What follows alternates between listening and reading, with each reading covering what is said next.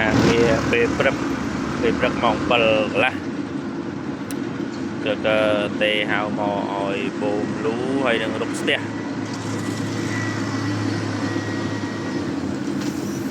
បូមហើយរុកឲ្យកទៀតរុកស្ទះលូហូមមកក្រៅ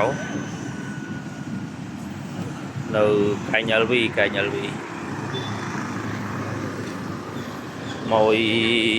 ចាស់តមួយចាស់ថ្ងៃនេះមានមួយថ្មីមួយចាស់គាត់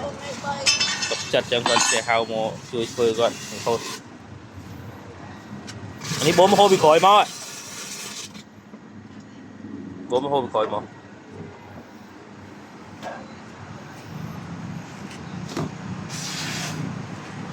បុគ្គលិកចេញធ្វើការដែរដំឡើង